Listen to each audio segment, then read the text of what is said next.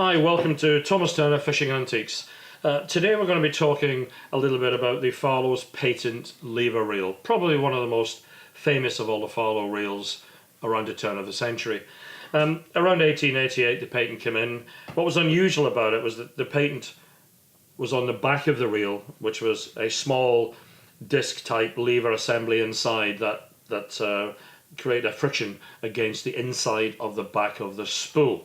So if you look at the back of this reel here, you can see the half coin type brake adjuster, which turns to increase drag and turns back to decrease drag.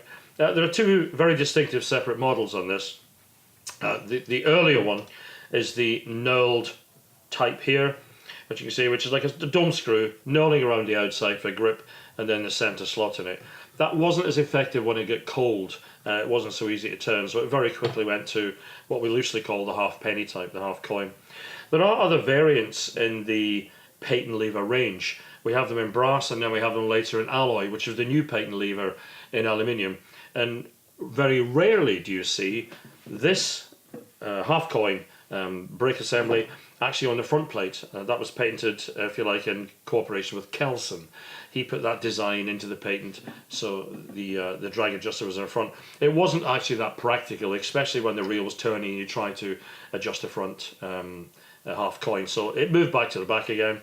These are the ones that we generally see. They come in a range of sizes. The very small sizes are rare. If you get anything around 3 inch, it's wow, it's mega rare. You normally see 3 3/4 to 4 inch. They go up to 5 and a bit for Massier. We actually took one apart here. This is a very old reel and it was damaged, so there's nothing wrong with taking it to bits anyway.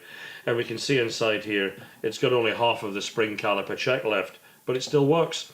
So despite the fact that it's got half of this missing, the drag system on it, the check system on it works. These are two very distinctive parts to the reel. The click checker is one, which is a little bit of a ratchet in its own right, but the brake adjuster is still in the back, and this is the early model. So here we have a couple with a really good finish.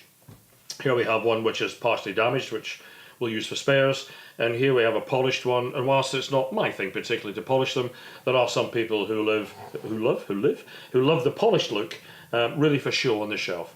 So that's your Farlow patent reel.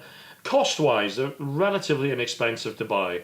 You buy a patent lever in the 1 to 200 bracket. They have been slowly going up in the years. They tend not to take a dive. So they're a good, solid, slow-term investment. Great to look at and great to talk about. As far as information on these reels are concerned, we have the Farlow book. Now, we've mentioned this once or twice, but you shouldn't have any of these when you right. You shouldn't have any of them when you're collecting front. We have the Farlow's book here, the 175th anniversary, which this is the hardback limited edition. It's got the hand-tied fly in the front. This is number 6 of only 250 made. Beautiful book, leather bound with gilt on it. Gives a complete history of Farlow inside, as well as a list of all the patents and what the company's at now. Great reference material, not many left, and there is almost a budget, if you like, version of it, which is I think £12.99 in softpack. We've got very few of these left. Very similar.